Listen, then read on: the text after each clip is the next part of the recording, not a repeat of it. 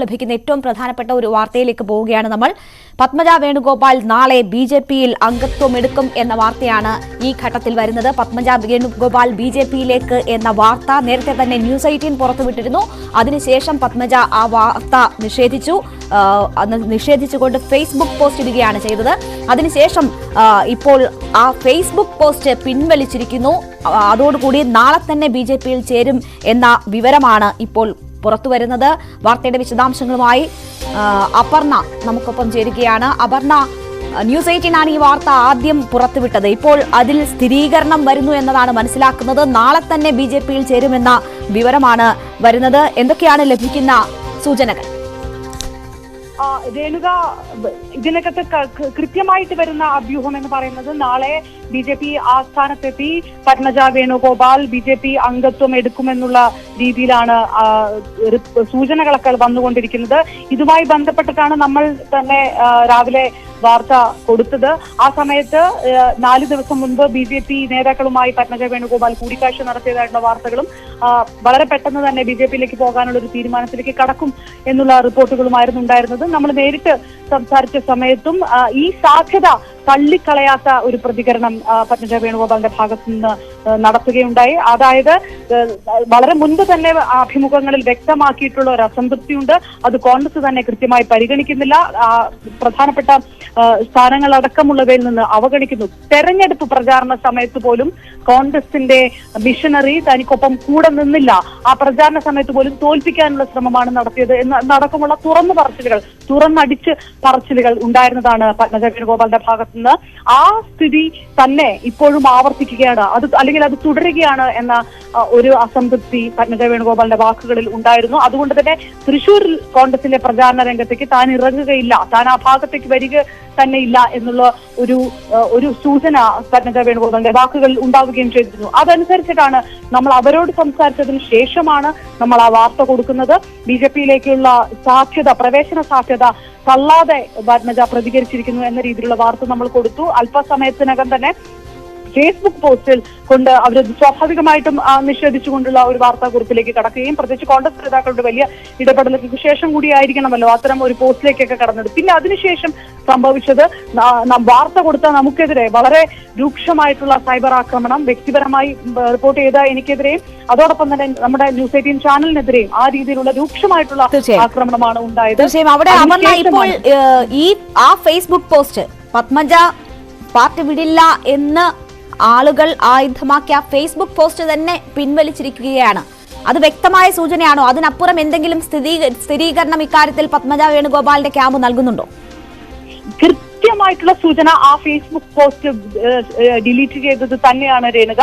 കാരണം ആ പോസ്റ്റിന്റെ കോപ്പികൾ വെച്ചിട്ടാണ് സൈബർ അണികൾ അത് പ്രതിരോധിച്ചിരുന്നത്. സ്വാഭാവികമായിട്ടും എന്തിനാ ഫേസ്ബുക്ക് പോസ്റ്റ് ഡിലീറ്റ് ചെയ്യണം? ഈ രീതിയിൽ ഒരു ചർച്ച നടന്നിട്ടുണ്ടെങ്കിൽ എന്തിനാണ് അത് ഡിലീറ്റ് ചെയ്തത് എന്നൊരു ചോദ്യമുണ്ട്. അതിനിടയിലാണ് ഈ രീതിയിലുള്ള അതായത് കഴിഞ്ഞ ദിവസങ്ങളിൽ നടന്ന ചർച്ച ഒരുപക്ഷെ വളരെ പ്രധാനപ്പെട്ട ഒരു സ്ഥാനത്തേക്ക് തന്നെ ബിജെപിയിലേക്ക് വരാനുള്ള ഒരു സാധ്യത, ഇതടക്കമുള്ള കാര്യങ്ങൾ ഏകദേശം സ്ഥിരീകരിച്ചുകൊണ്ടുള്ള റിപ്പോർട്ടുകൾ വന്നുകൊണ്ടിരിക്കുന്നത്. നമ്മൾ ആ ഫേസ്ബുക്ക് പോസ്റ്റിനെ ആ തരത്തിൽ തന്നെയാണ് എടുക്കേണ്ടത്. ഇനി കാണാനുള്ളത് നാളെ എന്താണ് സംഭവിക്കുക. ആ സ്ഥാനത്തെത്തി ബിജെപി അംഗത്വം എടുക്കുന്നത് കേരള രാഷ്ട്രീയത്തെ സംബന്ധിച്ചിടത്തോളം വളരെ വളരെ പ്രധാനപ്പെട്ട ഒരു വാർത്ത കൂടിയായി മാറും. കെ കരുണാകരനെ പോലെ കേരള രാഷ്ട്രീയത്തിലെ അതിശക്തനായിട്ടുള്ള ഒരു രാഷ്ട്രീയ നേതാവിന്റെ മകൾ കോൺഗ്രസ് വിട്ട് ബിജെപിയിലേക്ക് പോകുകയാണ് ഒരു നീക്കത്തിലേക്ക് കടക്കുകയാണെങ്കിൽ, അത് സ്ഥിരീകരിക്കുകയാണെങ്കിൽ കേരള രാഷ്ട്രീയത്തെ സംബന്ധിച്ചിടത്തോളം പ്രത്യേകിച്ച് 2024 ലോക്സഭാ തെരഞ്ഞെടുപ്പിൽ സ്ഥാനാർത്ഥികൾ പോലും പ്രഖ്യാപിക്കാതിരിക്കുന്ന ഒരു സാഹചര്യമാണ് കോൺഗ്രസിനെ സംബന്ധിച്ചിടത്തോളം ഉള്ളത്. ആ സമയത്ത് അങ്ങനെ ഒരു വാർത്തയിലേക്ക് പോവുകയാണെങ്കിൽ കോൺഗ്രസിന് വലിയ രീതിയിലുള്ള ക്ഷീണമുണ്ടാക്കും ആ സ്ഥിരീകരണം എന്നതിൽ യാതൊരു തർക്കവുമില്ല. രേണുക, തീർച്ചയായും എന്തായാലും പത്മജ വേണുഗോപാൽ നാളെ തന്നെ ബിജെപി അംഗത്വം എടുക്കും എന്ന വാർത്തകളാണ് ഏറ്റവും ഒടുവിൽ പുറത്തുവരുന്നത്. ഡൽഹിയിൽ പ്രധാനപ്പെട്ട നേതാക്കളുമായി പത്മജ വേണുഗോപാൽ ഇതിനോടകം തന്നെ ആശയവിനിമയം നടത്തിയിരിക്കുന്നു, അവരുമായി കൂടിക്കാഴ്ച നടത്തിയിരിക്കുന്നു എന്ന വിവരങ്ങൾ വരുന്നു. അതിന്റെ അടിസ്ഥാനത്തിൽ നാളെ തന്നെ ബിജെപിയിൽ അംഗത്വം എടുക്കും എന്നതാണ് വരുന്ന വിവരം. നമുക്കറിയാം AK ആന്റണിയുടെ മകൻ അനിൽ ആന്റണി കോൺഗ്രസ് വിട്ട് ബിജെപിയിൽ അംഗത്വം എടുത്തിരുന്നു. അതിന് പിന്നാലെയാണ് ഒരു മുൻ മുഖ്യമന്ത്രിയുടെ മകൾ കോൺഗ്രസ് വിട്ട് ഇപ്പോൾ ബിജെപിയിൽ അംഗത്വമെടുക്കാൻ ഒരുങ്ങുന്നത്. ഈ വാർത്ത നേരത്തെ നിഷേധിച്ചുവെങ്കിലും തമാശ പറഞ്ഞത് വാർത്തയാക്കി എന്നൊക്കെ ആരോപിച്ചിരുന്നു എങ്കിൽ പോലും ഇപ്പോൾ ആ ഫേസ്ബുക്ക് പോസ്റ്റ് പത്മജ വേണുഗോപാൽ പിൻവലിച്ചിരിക്കുന്നു എന്നാണ് മനസ്സിലാക്കുന്നത്. BJP നേതൃത്വവുമായുള്ള ആശയവിനിമയം തുടരുന്ന ഘട്ടമായിരുന്നു അത്. ഇപ്പോൾ അതിൽ ഒരു കൃത്യമായ തീരുമാനത്തിലേക്ക് പത്മജ വേണുഗോപാൽ എത്തിയിരിക്കുന്നു. നാളെ BJP അംഗത്വം സ്വീകരിക്കും എന്ന വിവരങ്ങളാണ് പുറത്തുവരുന്നത്. ഈ വാർത്ത നിഷേധിക്കാൻ പത്മജ വേണുഗോപാൽ തയ്യാറായിട്ടില്ല എന്നത് ചൂണ്ടിക്കാട്ടേണ്ടതുണ്ട്. അപർണ തുടരുന്നുണ്ട്. അപർണ, നാളെ അംഗത്വം എടുക്കും എന്ന രീതിയിൽ മാധ്യമങ്ങൾ വാർത്ത പുറത്തുവിടുമ്പോൾ സ്വാഭാവികമായും അതിനോട് പ്രതികരിക്കുക എന്നുള്ളതുണ്ടല്ലോ. പക്ഷേ തുടർച്ചയായി വിളിച്ചിട്ടും ഫോൺ അറ്റൻഡ് ചെയ്യാനോ പ്രതികരിക്കാനോ കൂടി തയ്യാറാകുന്നില്ല എന്ന ഒരു സാഹചര്യമുണ്ട്. ഫേസ്ബുക്ക് പോസ്റ്റ് പിൻവലിച്ച സാഹചര്യവുമുണ്ട്. അത് ഒരു കൃത്യമായ സൂചനയായി തന്നെ നമുക്ക് കാണാമോ? തീർച്ചയായിട്ടും. കാരണം ഇത്രയും വലിയൊരു സാഹചര്യം നിൽക്കുന്നു. കോൺഗ്രസ് നേതാക്കൾ നേരിട്ട് വിളിച്ച് ഇടപെടുന്ന ഒരു സാഹചര്യത്തിലേക്ക് പോകുന്നു. കോൺഗ്രസ് നേതാക്കൾ വിളിച്ച് പ്രധാനപ്പെട്ട നേതാക്കൾ AK ആന്റണി അടക്കമുള്ളവർ നേരിട്ട് പത്മജയെ വിളിച്ചതായിട്ടാണ് അറിയാൻ കഴിയുന്നത്. നമ്മൾ വാർത്ത കൊടുത്തതിന് ശേഷം ആ രീതിയിലുള്ള ഒരു ഇടപെടൽ ഉണ്ടായതിന് ശേഷം ഇപ്പൊ ഫേസ്ബുക്ക് പോസ്റ്റാണ്. ആ ഫേസ്ബുക്ക് പോസ്റ്റിനകത്ത് അപ്പോഴും ആ ഫേസ്ബുക്ക് പോസ്റ്റിനകത്ത് കൃത്യമായി വളരെ മയപ്പെടുത്തിയുള്ള ഒരു പ്രതികരണമായിരുന്നു ഉണ്ടായിരുന്നത്. ഫേസ്ബുക്ക് പോസ്റ്റിനകത്ത് നമ്മളൊരു തമാശയായിട്ട് പറഞ്ഞത് നിങ്ങൾ അത് വാർത്തയായി കൊടുത്തു എന്നതിനപ്പുറത്തേക്ക് ഒരു പരിപൂർണ നിഷേധക്കുറിപ്പ് ഫേസ്ബുക്ക് പോസ്റ്റിനകത്ത് തന്നെ ഉണ്ടായിരുന്നില്ല എന്നുകൂടി വിലയിരുത്തിയാൽ കുറയില്ല. ആ ഫേസ്ബുക്ക് പോസ്റ്റ് തന്നെ പിൻവലിച്ചുകൊണ്ടുള്ള ഒരു നടപടിയിലേക്ക്, അതും മണിക്കൂറുകൾക്കകം ആ ഫേസ്ബുക്ക് പോസ്റ്റ് പിൻവലിക്കുക. രാഷ്ട്രീയപരമായിട്ട് കോൺഗ്രസിന്റെ സൈബർ അണികൾ ഏറ്റവും കൂടുതൽ സർക്കുലേറ്റ് ചെയ്യുകയും ഒരുപക്ഷെ നമുക്കെതിരെ ന്യൂസ് 18 ചാനലിനെതിരെ വാർത്ത കൊടുത്തതിന്റെ പേരിൽ വലിയ രീതിയിൽ സൈബർ ആക്രമണം നടത്തിയത് ഈ ഫേസ്ബുക്ക് പോസ്റ്റ് ഉപയോഗിച്ചുകൊണ്ടാണ്. അതേ ഫേസ്ബുക്ക് പോസ്റ്റ് പിൻവലിച്ചതിലൂടെ സ്വാഭാവികമായിട്ടും കൃത്യമായിട്ടുള്ള ഒരു രാഷ്ട്രീയ സന്ദേശം ഇതിലേക്ക് പുറത്തേക്ക് കൊടുക്കുന്നുണ്ട് എന്നതിൽ തർക്കമില്ല. കാരണം മറ്റ് മാധ്യമങ്ങളിലടക്കം ഈ വാർത്ത വന്നതിന് ശേഷവും ഏതെങ്കിലും തരത്തിലുള്ള ഒരു പ്രതികരണം പത്മജ വേണുഗോപാലിന്റെ ഭാഗത്ത് നിന്ന് ഉണ്ടായിട്ടില്ല. സ്വാഭാവികമായിട്ടും ഒരു വലിയ വാർത്തയുടെ സ്ഥിരീകരണത്തിലേക്ക്, നമ്മൾ കൊടുത്ത ആ വലിയ വാർത്തയുടെ സ്ഥിരീകരണത്തിലേക്ക് വരും മണിക്കൂറുകൾ കടക്കുന്നു. അതിന്റെ ചിത്രം വ്യക്തമാണ് എന്ന് തന്നെ പറയേണ്ടിയിരിക്കുന്നു രേണുക. തീർച്ചയായും വ്യക്തമായ സൂചനകളാണ് പത്മജ വേണുഗോപാലിന്റെ ഭാഗത്തു നിന്നുമുള്ളത്. എന്നാൽ കൃത്യമായൊരു സ്ഥിരീകരണം ഇക്കാര്യത്തിൽ നൽകുന്നുമില്ല. നാളെ BJP അംഗത്വം എടുക്കും പത്മജ വേണുഗോപാൽ എന്ന വിവരമാണ് പുറത്തുവരുന്നത്. ഡൽഹിയിൽ പ്രധാനപ്പെട്ട BJP നേതാക്കളുമായി പത്മജ വേണുഗോപാൽ കൂടിക്കാഴ്ച നടത്തിയിരിക്കുന്നു. എന്താകും സംസ്ഥാന നേതൃത്വം ഇനി ഇതിനോട് പ്രതികരിക്കുക എന്നത് വളരെ പ്രധാനപ്പെട്ടതാണ്. നമുക്കറിയാം EP ജയരാജൻ ഇന്ന് മാധ്യമങ്ങളെ കാണുമ്പോൾ കേരളത്തിൽ പ്രധാനപ്പെട്ട മത്സരം BJPയും ഇടതുപക്ഷവും BJPയും തമ്മിലാണ് എന്ന ഒരു അഭിപ്രായം മുന്നോട്ട് വെച്ചിരുന്നു. കോൺഗ്രസിൽ അവശേഷിക്കുന്നവരെയും BJP കൊണ്ടുപോകും എന്ന കാര്യം കൂടി പറയുന്നു. കോൺഗ്രസ് ക്ഷയിച്ചുകൊണ്ടിരിക്കുന്നു സംസ്ഥാനത്ത് എന്ന കാര്യം ചൂണ്ടിക്കാട്ടി ഇപ്പോൾ ആ അഭിപ്രായ പ്രകടനം നടത്തി ഒരു ദിവസം അല്ലെങ്കിൽ 24 മണിക്കൂർ പൂർത്തിയാകും മുമ്പാണ് പത്മജ വേണുഗോപാൽ BJPയിലേക്ക് എന്ന വാർത്ത കൂടി വരുന്നത്. എന്തായാലും ഈ തെരഞ്ഞെടുപ്പ് അടുത്ത് നിൽക്കുന്ന ഒരു ഘട്ടത്തിൽ കൂടിയാണ് ഇത്തരം ഒരു വാർത്ത എന്നത് കോൺഗ്രസിനെ പ്രതിരോധത്തിലാക്കുന്നതാണ്. കോൺഗ്രസിൽ ഇന്ന് കാണുന്നവർ നാളെ BJPയിൽ എന്നതാണ് പ്രധാനമായും ഇടതുപക്ഷം കോൺഗ്രസിനെതിരെ ഉന്നയിക്കുന്ന ഒരു ആരോപണം. ആ ഒരു സാഹചര്യത്തിൽ കോൺഗ്രസിനെ സംബന്ധിച്ച് പത്മജ വേണുഗോപാൽ BJPയിലേക്ക് പോയാൽ അതൊരു ക്ഷീണമാകും. അപർണ തുടരുന്നുണ്ട്. അപർണ, EP ജയരാജൻ ഇന്ന് ചൂണ്ടിക്കാട്ടിയ കാര്യങ്ങൾ പ്രധാനമായും ഈ ആളുകളുടെ കൊഴിഞ്ഞുപോക്ക് കോൺഗ്രസിനെ സംബന്ധിച്ച് ദേശീയ തലത്തിൽ ഉൾപ്പെടെ വലിയ ബുദ്ധിമുട്ട് സൃഷ്ടിക്കുന്നു. മുൻ മുഖ്യമന്ത്രിമാരുൾപ്പെടെ പാർട്ടി വിട്ടുപോകുന്ന സാഹചര്യം, ഇപ്പോൾ കേരളത്തിൽ നിന്ന് മുൻ മുഖ്യമന്ത്രിയുടെ മകൾ ഉൾപ്പെടെ BJPയിലേക്ക് പോകുന്ന സാഹചര്യം എങ്ങനെയായിരിക്കും കോൺഗ്രസ് നേതൃത്വം വിശദീകരിക്കുക ഈ കാര്യങ്ങൾ? രേണുക, വളരെ പ്രധാനമായിട്ട് പത്മജയുടെ വിഷയം ആ രീതിയിൽ നമ്മൾ അഡ്രസ് ചെയ്ത് കൊണ്ടുകൂടി വിലയിരുത്തണം എന്നാണ് തോന്നുന്നത്. കാരണം നമുക്കറിയാം ന്യൂസ് 18 തന്നെ നൽകിയ അഭിമുഖത്തിൽ കൃത്യമായിട്ട് ഏത് തരത്തിലാണ് തെരഞ്ഞെടുപ്പ് പ്രചാരണ രംഗത്ത് തനിക്കുണ്ടായ ബുദ്ധിമുട്ടുകൾ പലതും തനിക്ക് തുറന്നു പറയേണ്ടി വരും. അന്ന് പല കോൺഗ്രസ് നേതാക്കൾക്കും തലയിൽ മുന്നിട്ട് പോകേണ്ടി വരും എന്ന തരത്തിലുള്ള രൂക്ഷമായിട്ടുള്ള വിമർശനങ്ങളൊക്കെയാണ് അന്ന് അഭിമുഖത്തിൽ നടത്തിയത്. അതായത് തെരഞ്ഞെടുപ്പിൽ എപ്പോഴൊക്കെ താൻ നിന്നോ അപ്പോഴൊക്കെ തന്നെ തോൽപ്പിക്കാൻ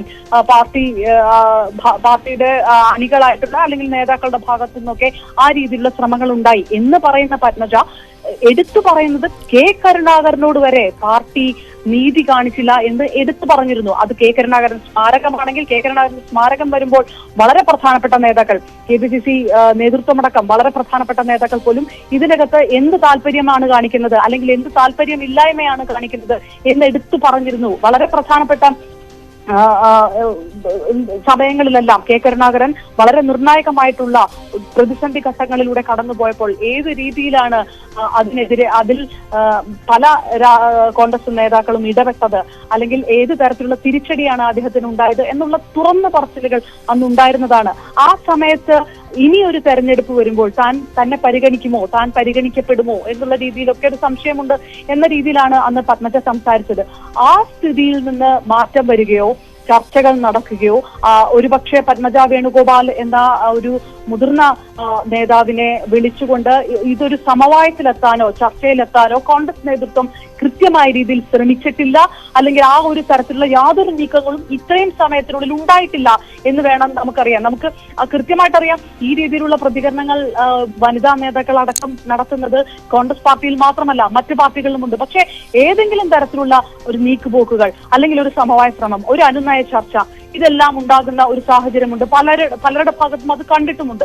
പക്ഷേ പത്മജ വേണുഗോപാലിന്റെ ഭാഗത്തു നിന്ന് ഇത്രയേറെ തുറന്നു പറച്ചിലുകൾ ഉണ്ടായിട്ടും ഇത്രയും മാസം ഉണ്ടാകുമ്പോൾ പോലും ഏതെങ്കിലും തരത്തിലുള്ള പരിഗണന കിട്ടിയിട്ടില്ല എന്ന് തന്നെ വേണം മനസ്സിലാക്കാൻ. അതിന്റെ ഒരു അസംതൃപ്തിയും മനപ്രയാസവും കൊണ്ടുകൂടിയാണ് ഈ ഒരു കടുത്ത നീക്കത്തിലേക്ക് താൻ കടക്കുന്നത് എന്നുള്ള സൂചന പത്മജ വേണുഗോപാലിന്റെ വാക്കുകളിൽ ഉണ്ടായിരുന്നു. പക്ഷേ ലോക്സഭ തെരഞ്ഞെടുപ്പിന് മുൻപ് അങ്ങനെ ഒരു കടുത്ത നീക്കത്തിലേക്ക് താൻ കടക്കുമോ എന്നുള്ളൊരു ചോദ്യം അതിനകത്ത് ബാക്കിയുണ്ട്. വളരെ പ്രധാനപ്പെട്ട കാര്യം, ചാലക്കുടിയിൽ BJP-യുടെ കാൻഡിഡേറ്റ് ആയേക്കും എന്നുള്ള തരത്തിലുള്ള റിപ്പോർട്ടുകൾ പുറത്തു വന്ന സമയത്ത് അതിനുള്ള സാധ്യത ഇല്ല എന്ന് വേണം അനുമാനിക്കാൻ. താൻ ആ രീതിയിൽ അത് പരിഗണിക്കുന്നില്ല, അല്ലെങ്കിൽ ഏതെങ്കിലും സാഹചര്യത്തിൽ BJP-യിലോട്ട് പോകുകയാണെങ്കിൽ പോലും ചാലക്കുടി പോലുള്ള ഒരു മണ്ഡലത്തിൽ, തൃശൂർ ജില്ല തന്നെ ആ രീതിയിലേക്ക് താൻ പരിഗണിക്കുന്നില്ല എന്ന രീതിയിലുള്ള ചില സൂചനകൾ അവരുടെ വാക്കുകളിൽ ഉണ്ടായിരുന്നു. സ്വാഭാവികമായിട്ടും അംഗത്വം എടുക്കുക എന്നുള്ളത് തന്നെ ഒരു വലിയ വിഷയമായി മാറുന്നു. BJP-യിൽ അങ്ങനെ അംഗത്വത്തിലേക്ക് പോകുകയാണെങ്കിൽ നേരത്തെ പറഞ്ഞതുപോലെ ഇത് ആരുടെ കുറ്റം കൊണ്ടാണ്, കോൺഗ്രസിന്റെ നേതാക്കൾ എന്താണ് ചെയ്തത്, KPCC നേതൃത്വം അടക്കം വളരെ നേരത്തെ തന്നെ കെ കരുണാകരന്റെ മകൾ ഈ അസംതൃപ്തി മുഴുവൻ വ്യക്തമാക്കിയിട്ടും എന്ത് നടപടിയിലേക്ക് കടന്നു, ഏതെങ്കിലും തരത്തിലുള്ള സമവായ ചർച്ച നടത്തിയോ പരിഹരിച്ചോ എന്നതിന് ഉത്തരം നൽകേണ്ടതായി വരും. നേരത്തെ പറഞ്ഞതുപോലെ തന്നെ സ്ഥാനാർത്ഥി പ്രഖ്യാപനം വൈകുന്ന സാഹചര്യമാണ്. ആ സ്ഥാനാർത്ഥി പ്രഖ്യാപനം വൈകുന്ന സമയത്ത് തന്നെ ഈ ഉത്തരമില്ലായ്മ ഒരുപക്ഷെ കോൺഗ്രസിനെ സംബന്ധിച്ചിടത്തോളം വരും സമയങ്ങളിൽ വലിയ ഒരു ക്ഷീണത്തിന് ഇടയാക്കുമെന്നുള്ളതിൽ തർക്കമില്ല. തീർച്ചയായും എങ്ങനെ പാർട്ടി നേതൃത്വം ഇക്കാര്യങ്ങളൊക്കെ ന്യായീകരിക്കുമെന്നത് കാത്തിരുന്ന് തന്നെ കാണേണ്ടതാണ്. എന്തായാലും നാളെ BJP അംഗത്വം എടുക്കും പത്മജ വേണുഗോപാൽ എന്ന വിവരമാണ് വരുന്നത്. അപർണ കുറുപ്പാണ് വാർത്തയുടെ വിശദാംശങ്ങൾ നൽകിയത്. നമ്മളുടെ അതിഥികളിലേക്ക് പോവുകയാണ്. ശ്രീ മുഹമ്മദ് ജാബിർ, സലിം ചോലമുഖത്ത്, ഒപ്പം രമേശ് മണിക്കോത്ത് എന്നിവരാണ് ഇന്ന് നമുക്കൊപ്പം അതിഥികളായി ചേരുന്നത്. ശ്രീ മുഹമ്മദ് ജാബിർ, നോക്കൂ, ഇനിയും കോൺഗ്രസ് നേതാക്കൾ പാർട്ടി വിട്ടു പോകും, BJP-യിലേക്ക് പോകും എന്ന് EP ജയരാജൻ പറഞ്ഞു നിർത്തി. മണിക്കൂറുകൾ പിന്നിടുമ്പോഴാണ് പത്മജ വേണുഗോപാൽ BJP-യിൽ ചേരുന്നു എന്ന തരത്തിലുള്ള വിവരം വരുന്നത്. അവശേഷിക്കുന്നവരെയും BJP കൊണ്ടുപോകും, ഇവിടെ ഇടതുപക്ഷവും BJP-യും തമ്മിലായിരിക്കും മത്സരം എന്നതാണ് ഇടതുപക്ഷം പറയുന്നത്. അതിന് ഒരു ഉദാഹരണമായി അവർക്ക് വേണമെങ്കിൽ ഇത് ചൂണ്ടിക്കാട്ടാം. സ്ഥിരീകരിക്കാത്ത ഒരു അഭ്യൂഹത്തെ കുറിച്ചൊന്നും അഭിപ്രായം പറയാൻ ഞാൻ ആളല്ല. കാരണം കരുണാകരൻ പോലും പാർട്ടി വിട്ട സമയത്ത് പാർട്ടി വിടാത്ത ആളാണ് പത്മജ വേണുഗോപാൽ. പത്മജ വേണുഗോപാൽ അതുപോലുള്ള ഒരു അവിവേകം കാണിക്കില്ല എന്ന് തന്നെ വിശ്വസിക്കാനാണ് എനിക്കിഷ്ടം. കാരണം ഇന്ത്യൻ നാഷണൽ കോൺഗ്രസിൽ നിന്ന്, അതല്ലെങ്കിൽ മതേതര ചേരിയിൽ നിന്ന് ഒരാൾ പോലും പിരിഞ്ഞു പോകരുത്, കൊഴിഞ്ഞു പോകരുത് എന്ന് മനസ്സുകൊണ്ട് ആഗ്രഹിക്കുന്ന 10,000-കണക്കിന് പ്രവർത്തകരോടൊപ്പം തന്നെയാണ് എന്റെയും മനസ്സ്. അതുകൊണ്ട് തന്നെ നിങ്ങൾ ഈ ബ്രേക്ക് ചെയ്ത ഈ വാർത്ത ഒരിക്കലും സത്യമാവാതിരിക്കട്ടെ എന്ന് എന്താ പറയാ പ്രാർത്ഥിക്കുകയാണ്. പിന്നെ EP ജയരാജന്റെ പ്രസ്താവനയെ കുറിച്ച്, EP ജയരാജൻ അങ്ങനെ ഒരു പ്രസ്താവന നടത്തിയിട്ടുണ്ടെങ്കിൽ അതിന്റെ പിന്നിൽ ഒളിഞ്ഞിരിക്കുന്ന ഒരു വലിയ രാഷ്ട്രീയ വോട്ട് കച്ചവടം, അതിനെക്കുറിച്ച് വളരെ ഗൗരവമായിട്ട് കേരളത്തിലെ ജനാധിപത്യ ചേരി, മതേതര മനസ്സുള്ള വോട്ടർമാർ ചിന്തിക്കേണ്ട ഒരു സാഹചര്യമാണ്. കാരണം കഴിഞ്ഞ തെരഞ്ഞെടുപ്പ് നമുക്കറിയാം. കഴിഞ്ഞ തെരഞ്ഞെടുപ്പിൽ 20-ൽ 19 സീറ്റുകളിൽ ജയിച്ച, ആകെ തിരുവനന്തപുരത്തെ ഒരു സീറ്റിൽ മാത്രമാണ് BJP 2ാം സ്ഥാനത്തേക്ക് വന്നത്. അങ്ങനെ ഒരു BJP അതുപോലെ തന്നെ LDF-ഉം തമ്മിലാണ് പ്രധാന മത്സരമെന്ന് ഇടതുമുന്നണിയുടെ കൺവീനർ പറഞ്ഞിട്ടുണ്ടെങ്കിൽ അതിന്റെ പിന്നിൽ വലിയൊരു രാഷ്ട്രീയം ഒളിഞ്ഞിരിപ്പുണ്ട്. BJP-യും ഇവരും തമ്മിലുള്ള അഡ്ജസ്റ്റ്മെന്റ്. പിണറായി വിജയൻ എന്ന് പറയുന്ന കേരളത്തെ കട്ടുമുടിച്ച ഒരു മുഖ്യമന്ത്രിക്കും കുടുംബത്തിനും വേണ്ടിയിട്ട് മാർക്സിസ്റ്റ് പാർട്ടി, അതല്ലെങ്കിൽ ജനാധിപത്യ മനസ്സുള്ള CPM പോലുള്ള ഇടത് മുന്നണി പ്രവർത്തകരെ BJP-യുടെ മുന്നിൽ ഇവർ അടിയറ വെച്ചിരിക്കുന്നു എന്നുള്ളതാണ് ഈ ഒരു കാര്യത്തെക്കുറിച്ച് വളരെ ലളിതമായിട്ട് പറയാനുള്ളത്. അതല്ലാതെ ഒരു കാരണവശാലും കേരള രാഷ്ട്രീയം അറിയുന്ന, കേരളത്തിന്റെ മതേതര മനസ്സറിയുന്ന ഒരാൾ പോലും പറയില്ല LDF-ഉം BJP-യും തമ്മിലാണ് കേരളത്തിൽ മത്സരമെന്ന്. ചില മണ്ഡലങ്ങളിൽ എന്ന് പറഞ്ഞാൽ തൃശ്ശൂർ മണ്ഡലത്തിൽ UDF-ന്റെ സ്ഥാനാർത്ഥി പ്രതാപൻ പറഞ്ഞിട്ടുണ്ട്, ഞങ്ങളും BJP തമ്മിലാണ് ഇവിടെ മത്സരം എന്ന് പറഞ്ഞിട്ടുണ്ട്. കാരണം അതിൽ ചെറിയ യാഥാർത്ഥ്യമുള്ളത്. അതല്ലാതെ കേരളം അങ്ങോളം ഇങ്ങോളം 20 സീറ്റുകളിലും BJP-യാണ് പ്രധാന എതിരാളികളെന്ന് ഇടതുമുന്നണി കൺവീനർ പറഞ്ഞിരുന്നെങ്കിൽ കേരളത്തിലെ ജനം കണ്ണിൽ എണ്ണയൊഴിച്ച് കാത്തിരിക്കണം ഈ മതേതര ശക്തികളെ കേരളത്തിൽ വീണ്ടും അധികാരത്തിലെത്തിക്കാൻ, അതല്ലെങ്കിൽ കേരളത്തിന്റെ മതേതര മനസ്സ് കാത്തു സൂക്ഷിക്കാൻ കേരളത്തിന്റെ ഓരോ മതേതര വിശ്വാസിയും ഇന്നു മുതൽ അങ്ങോട്ട് ജാഗരൂകരാവണം എന്നുള്ളതാണ് ഇന്നത്തെ ഈ LDF കൺവീനറുടെ പ്രസ്താവനയിലൂടെ മനസ്സിലാവും. പല സ്ഥലത്ത് ഇവര് വോട്ട്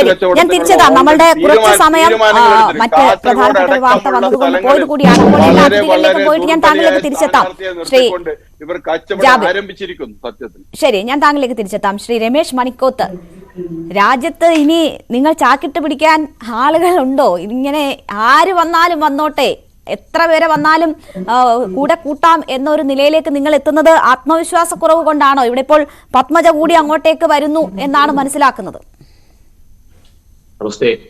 അല്ല, ഇതിപ്പം ആരെയും നമ്മൾ ബലമായി പിടിച്ചു കൊണ്ടുവരുന്നൊന്നല്ല, അല്ലെങ്കിൽ എന്തെങ്കിലും പ്രോത്സാഹനം നൽകിയിട്ടോ അല്ല പ്രലോഭനം നൽകിയിട്ടോ വരുന്നതല്ല. ഇത് ദേശീയതയിലേക്ക് ജനങ്ങൾ ആകൃഷ്ടരായി വരികയാണ്. ഇവിടെ നടക്കുന്ന സത്യസന്ധമായ ഒരു ഭരണം, ഈ രാജ്യത്തിന് വേണ്ടി അർപ്പണബോധത്തോടു കൂടി വളരെ സത്യസന്ധമായിട്ട് നടക്കുന്ന ഒരു ഭരണം, ഈ ഒരു അഴിമതിയില്ല, സാധാരണക്കാരുടെ ഇപ്പൊ പത്മജ വേണുഗോപാലിന്റെ കാര്യം മാത്രമല്ല, കോൺഗ്രസ് നേതാക്കളൊക്കെ തന്നെ അവർക്ക് രാഷ്ട്രീയമായ നല്ല അവബോധമുള്ള കൂട്ടരാണ്. അവർ തന്നെ കമ്പയർ ചെയ്യുന്നുണ്ട്. കഴിഞ്ഞ 60 വർഷം 65 വർഷം ഭരിച്ച കോൺഗ്രസും അതേപോലെ തന്നെ UPA CPM ചേർന്നിട്ടുള്ള ഭരണവും ഇപ്പോ കഴിഞ്ഞ കുറച്ച് വർഷങ്ങളായിട്ട് മോദിജിയുടെ നേതൃത്വത്തിൽ BJP-യുടെ ഭരണവും. അപ്പൊ ഇവര് അതിനെ വിലയിരുത്തുന്നുണ്ട്. ഈ ഇടതുപക്ഷവും കോൺഗ്രസും കഴിഞ്ഞ കുറെ വർഷങ്ങളായിട്ട് ഇവിടെ പ്രചണ്ഡമായ പ്രചരണം എന്താണ്? വർഗീയമാണ്, ഇവര് വന്നു കഴിഞ്ഞാൽ അധികാരത്തിൽ മോദി വന്നാൽ പിന്നെ കൊല്ലലാണ്, പാകിസ്ഥാൻ ഇപ്പൊ ഇതൊന്നും ഉണ്ടായില്ല. കഴിഞ്ഞ 10 വർഷം വളരെ ശാന്തമായ രീതിയിൽ ഭരണം കൊണ്ടുപോയി. അപ്പൊ എന്തേലും UP-യിലോ മറ്റും ഒരു ചെറിയ സംഭവം നടന്നാൽ ഇവര് അപ്പൊ തന്നെ ഇതിന് സോഷ്യൽ മീഡിയയിൽ വൻ പ്രചരണം നടത്തും. അതേസമയം നമ്മുടെ സഖാവ് ശ്രീ സലീമിന്റെ പാർട്ടി ഇപ്പൊ ഇവിടെ SFI-ക്കാർ കൊന്നത് അതിനൊന്നും ചർച്ചയില്ല. അപ്പോ വളരെ സത്യസന്ധമായ രീതിയിൽ ഉള്ള ഒരു ഭരണം, രാജ്യത്തിന് വേണ്ടി സാധാരണ ജനങ്ങൾക്ക് വേണ്ടിയുള്ള ഒരു ഭരണം നടക്കുമ്പോൾ അത് കോൺഗ്രസ് എന്ന് മാത്രമല്ല CPM ആള് വരും. CPM ഒരു സംശയവും വേണ്ട. പിന്നെ ചില ആൾക്കാർ TPA പോലെയുള്ളവരെ ഓർമ്മിച്ചുകൊണ്ടാണ് വരാതിരിക്കുന്നത്. എന്നിവരെ ഭരണം കയ്യിൽ നിന്ന് പോന്നു അന്ന് അതിൽ നിന്നും ഒഴുക്കുണ്ടാവും BJP-യിലേക്ക്. അത് BJP ആരെയും പ്രോത്സാഹിപ്പിച്ചിട്ടോ പ്രലോഭനം നൽകിയിട്ടോ അല്ല. പത്മജ വേണുഗോപാലിന് എന്തൊരു പ്രലോഭനം കൊടുത്തിട്ട് ഒരു പ്രലോഭനവും കൊടുത്തിട്ടില്ല. അവര് തന്നെ മനസ്സിലാക്കി. ഇതേപോലെ ഒരുപാട് നേതാക്കളുണ്ട്. ആലപ്പുഴയിൽ ശ്രീ സലീമിന്റെ ഒരു നേതാവുണ്ട് വരാൻ നിൽക്കുന്നത്. പക്ഷെ അത് ഇതുവരെ പറഞ്ഞിട്ടില്ലെന്ന്. അദ്ദേഹവും വരാൻ തയ്യാറാണ്. അപ്പൊ അതുപോലെ സുധാകരൻ പറഞ്ഞത് KPCC പ്രസിഡന്റിനെ കുറിച്ചൊന്നും വേണ്ടാതീനം വിളിച്ചു പറയല്ലേ. ശരി, ഞാൻ താങ്കളിലേക്ക് തിരിച്ചെത്താം. നമുക്ക് വഴക്കിലേക്ക് പോകാനുള്ള സമയം ഇല്ലാത്തതുകൊണ്ടാ. ശ്രീ സലീം ചോലമുഖത്ത്, ഇതിപ്പോൾ ആകെ 20 സീറ്റുള്ള കേരളത്തിൽ 18 UDF-ന്റെ സിറ്റിംഗ് MP-മാരാണ് ഉള്ളത്. ആ ഒരു സാഹചര്യത്തിൽ EP ജയരാജൻ വന്ന് ഞങ്ങൾ BJP ആയിട്ടാണ് മത്സരിക്കുന്നതെന്നൊക്കെ പറയുമ്പോൾ എന്താ പറയുക? എന്താണ് അദ്ദേഹം ഉദ്ദേശിക്കുന്നത്? എന്താണ് ലക്ഷ്യം വെക്കുന്നത്? രേണുക, EP ജയരാജന് എപ്പോഴാണ് അങ്ങനെ ഒരു പ്രസ്താവന നടത്തിയത്? നിങ്ങൾ അതിന്റെ ബൈറ്റ് ഞാൻ നിങ്ങളുടെ സോഷ്യൽ മീഡിയ അക്കൗണ്ട് മുഴുവൻ പരിശോധിച്ചു. അവിടെ എവിടെയും അങ്ങനെ ഒരു പ്രസ്താവന ഒരു പ്രമുഖ മാധ്യമത്തിന് നൽകിയ ബൈറ്റാണ്. അല്ല, പ്രമുഖ മാധ്യമല്ലല്ലോ. എന്താണ് പറഞ്ഞത് എന്ന് വ്യക്തതയില്ലാതെ നിങ്ങൾ അതിന്റെ പേരിൽ ഒരു ചർച്ച നടത്തുന്നതിന്റെ പിന്നിൽ എന്താണ് പറഞ്ഞതെന്ന് വ്യക്തതയുണ്ടല്ലോ. അതിൽ കൃത്യമായി അദ്ദേഹം പറയുന്നുണ്ട് BJP-യുമായിട്ടാണ് കേരളത്തിൽ മത്സരം. അങ്ങനെയാണെങ്കിൽ അതിന്റെ ഒരു ബൈറ്റ് ഈ വാർത്തയുടെ കൂടെ ഇൻട്രോ ആയിട്ട് നിങ്ങൾ അവതരിപ്പിക്കേണ്ടിയിരുന്നു. ഇതില്ലാതെ നിങ്ങൾ ഏതോ ഒരു മാധ്യമത്തിന് കൊടുത്തു എന്ന് നിങ്ങൾ പറയുന്ന അതിപ്പോ എല്ലാ മാധ്യമങ്ങളോടും പറയില്ലല്ലോ. അത് ആ ഒരു വിഷയം അല്ല. അങ്ങനെയാണെങ്കിൽ പ്രധാനപ്പെട്ട വാർത്തകൾ ചില മാധ്യമങ്ങൾ ബ്രേക്ക് ചെയ്ത് അത് മറ്റു മാധ്യമങ്ങളും വാർത്തയാക്കാറുണ്ടല്ലോ. നിങ്ങൾ അങ്ങനെ പറഞ്ഞു പോകല്ലേ. നിങ്ങൾ ഉത്തരവാദപ്പെട്ട ഒരു മാധ്യമ പ്രവർത്തക എന്നുള്ള നിലക്ക്, നിങ്ങൾ ഈ ചർച്ചയെ നയിക്കുന്ന ഒരാളെന്നുള്ള നിലക്ക്, ഈ ചർച്ചയിൽ പങ്കെടുക്കുന്ന പാനലിസ്റ്റുകൾക്കെങ്കിലും അദ്ദേഹത്തിന് എന്താണ് ഇന്ന് ഇ പി ജയരാജൻ നടത്തിയ പ്രസ്താവന എന്ന് ഞാൻ കൃത്യമായി അതിന്റെ ഇൻട്രോ വായിച്ചിട്ടാണ് ചർച്ചയിലേക്ക് കടന്നത്. അപ്പോൾ മറ്റൊരു വാർത്ത വന്നപ്പോഴാണ് നമ്മൾ അതിലേക്ക് പോയത്. കൃത്യമായി ആ വാർത്ത പറഞ്ഞിരുന്നു, താങ്കളെ ഫോണിൽ വിളിച്ചപ്പോൾ ആ കാര്യം പറഞ്ഞിരുന്നു, അതിന്റെ കാർഡ് അയച്ചു തന്നിരുന്നു, എല്ലാം അയച്ചു തന്നു. ഞങ്ങളോട് സംസാരിച്ചു എന്ന് ഞാൻ പറഞ്ഞിട്ടില്ലല്ലോ, ഇപ്പോഴും പറയുന്നില്ല. ഒരു പ്രമുഖ മാധ്യമത്തിന് നൽകിയ അഭിമുഖത്തിലാണ് അദ്ദേഹം പറഞ്ഞത്.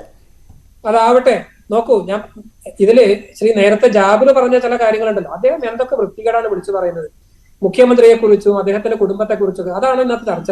അവരുടെ നേതാക്കന്മാര് നിരനിരയായിട്ട് 32 ദിവസത്തിനുള്ളിൽ 34 നേതാക്കന്മാരെ BJP-യിലേക്ക് സംഭാവന ചെയ്തിട്ട് എന്തിനാ മുഖ്യമന്ത്രിയെ ചീത്ത പറയുന്നത്? ഈ ജാബിർ തന്നെ ഇതേ ഇപ്പൊ പറഞ്ഞല്ലോ, തൃശ്ശൂർ മണ്ഡലത്തിൽ എന്താ പ്രത്യേകത? 2019 മത്സരിച്ച BJP-യുടെ സുരേഷ് ഗോപി വീണ്ടും മത്സരിക്കുന്നു.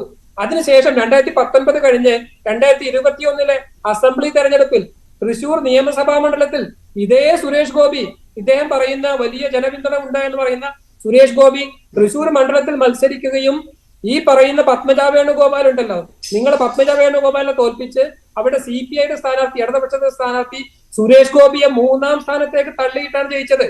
അപ്പോ എവിടെയാണ് തൃശൂർ മണ്ഡലത്തിൽ BJP-ക്ക് മേൽക്കൈ? ഒരു മണ്ഡലത്തിന്റെ കാര്യം പറയുമ്പോൾ സഹിക്കാൻ പറ്റുന്നില്ല സലിമിന്. അപ്പോ എങ്ങനെയാണ് ഈ 18-ുള്ളവരായിട്ടല്ല മത്സരം എന്ന് പറയുമ്പോ അത് യാഥാർത്ഥ്യ ബോധമുള്ളതാണ് എന്ന് മറ്റുള്ളവർ എങ്ങനെ കരുതണം? അത് തന്നെയാണല്ലോ നമ്മുടെ ചോദ്യം.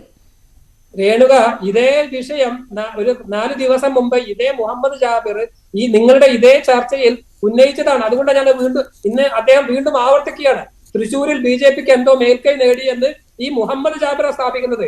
കേരളത്തിലാകെ BJP മേൽക്കൈ നേടിയോ? ആകെ തിരുവനന്തപുരത്ത് ഒഴിച്ച് 2ാം സ്ഥാനത്ത് ഒരിടത്തും വരാൻ പറ്റാത്ത ഒരു പാർട്ടിയുമായിട്ടാണ് പ്രധാനപ്പെട്ട മത്സരം എന്ന് ഇ പി ജയരാജൻ പറഞ്ഞതിന്റെ വിശദീകരണം താങ്കൾ ആദ്യം നൽകൂ, പിന്നല്ലേ ഒരു മണ്ഡലത്തിലേക്ക് പോകുന്നത്. നോക്കൂ, ഇ പി ജയരാജൻ അങ്ങനെ പറഞ്ഞതായിട്ട് ഞാൻ ഇതുവരെ ഞാനത് നേരിട്ട് കേൾക്കാതെ എനിക്കത് അതിനെ കുറിച്ച് പ്രതികരിക്കാൻ കഴിയില്ല. അങ്ങനെ പറയാൻ സാധ്യത. അങ്ങനെയാണെങ്കിൽ താങ്കൾ ഈ ചർച്ചയിൽ പങ്കെടുക്കാൻ പറ്റില്ല എന്ന് ആദ്യം പറയണമായിരുന്നു. ഞാൻ ആദ്യം കൃത്യമായി ഈ വിഷയം എന്താണെന്ന് പറഞ്ഞതാണ്. അപ്പോൾ സമ്മതിച്ചിട്ട് ഇവിടെ വന്ന് ഞാൻ കേട്ടിട്ടില്ല കണ്ടിട്ടില്ല എന്ന് പറയരുതായിരുന്നു. അതായിരുന്നു മര്യാദ. ഒരു കാര്യം പറയട്ടെ, നിങ്ങൾ മര്യാദയെ കുറിച്ച് നിങ്ങൾ വല്ലാതെ വർത്തമാനം പറയല്ലേ. ഞങ്ങളെ ഇവിടെ വിളിച്ചു വരുത്തി, ഈ പാനലിസ്റ്റുകളെ വിളിച്ചു വരുത്തി, നിങ്ങൾ ഈ വിഷയവുമായിട്ട് യാതൊരു ബന്ധവും ഇല്ലാത്ത ഒരു കാര്യം. കയ്യിൽ വാട്സ്ആപ്പ് സന്ദേശം ഉണ്ടല്ലോ ശ്രീ സലീം. ഞാൻ ഈ വിഷയം പറയുന്നു, താങ്കൾ ടോപ്പിക് ഇന്ന് ഫ്രീ ആണെന്ന് ചോദിക്കുന്നു, ടോപ്പിക് എന്താണെന്ന് ചോദിക്കുന്നു, ഞാനിത് പറയുന്നു, താങ്കൾ പറയുന്നു. താങ്കൾക്ക് എന്തെങ്കിലും സംശയം ഉണ്ടായിരുന്നെങ്കിൽ എന്നോട് ആവശ്യപ്പെടാമായിരുന്നു. ഞാൻ ആ ലിങ്ക് തന്നേനെ, അല്ലെങ്കിൽ വാർത്ത ഏതാണെന്ന് അറിയിച്ചേനെ, അല്ലെങ്കിൽ ഇവിടെ ചർച്ച തുടങ്ങുമ്പോ രേണുക, നിങ്ങളൊരു കാര്യം പറയാൻ അനുവദിക്കൂ. ഈ ചർച്ച ഇന്ന് തുടങ്ങുമ്പോ നിങ്ങൾ എടുത്തിട്ട വിഷയം ഇതായിരുന്നില്ലല്ലോ. ഞങ്ങൾ ഇവിടെ പാനലിസ്റ്റുകൾ ഇവിടെ കാത്തിരിക്കുമ്പോ നിങ്ങൾ വേറെ ഏതോ വിഷയമാണ്.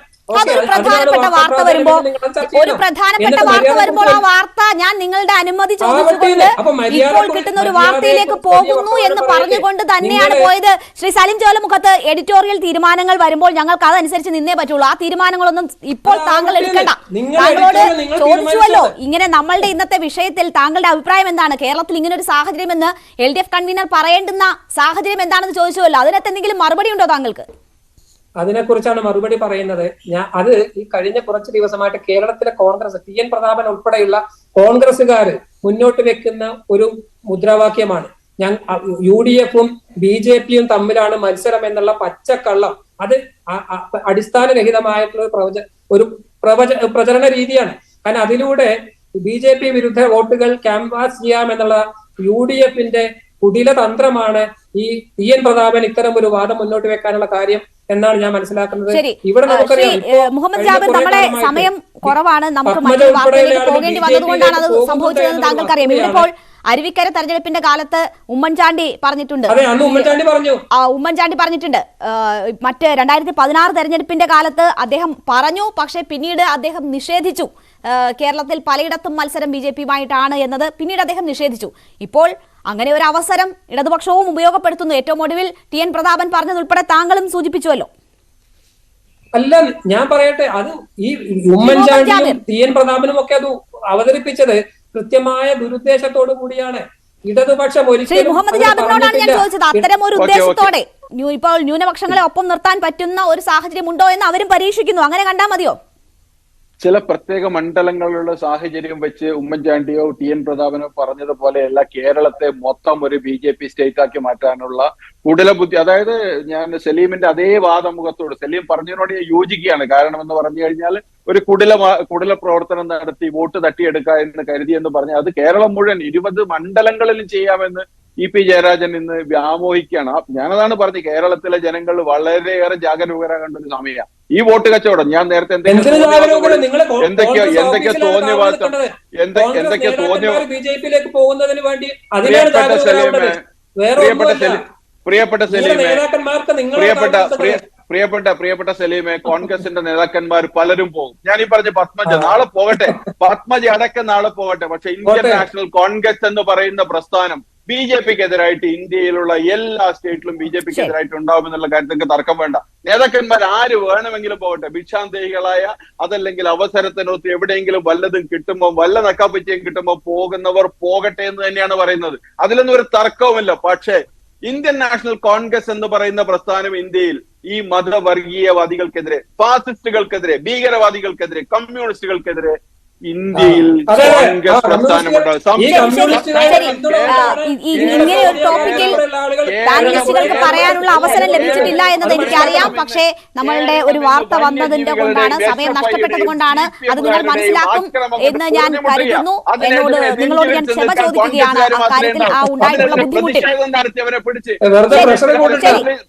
പോലീസുകാരൻ പിടിച്ച് ജയിലിലിടുക, കോടതി ജാമ്യം കൊടുത്തവനെ വീണ്ടും കേസിൽ ഉൾപ്പെടുത്തി ജയിലിലാക്കാൻ ശ്രമിക്കുകയാണ്. മുഖ്യമന്ത്രിയുടെ പ്രസംഗം സമനില തെറ്റിയ മുഖ്യമന്ത്രി നല്ല എന്താണ് തെരഞ്ഞെടുപ്പ് ചൂട് പ്രവാസ ലോകത്ത് എന്നത് ഈ പാനലിസ്റ്റുകൾ പറയുന്നത് കേൾക്കുമ്പോൾ തന്നെ മനസ്സിലാകും നമുക്ക്.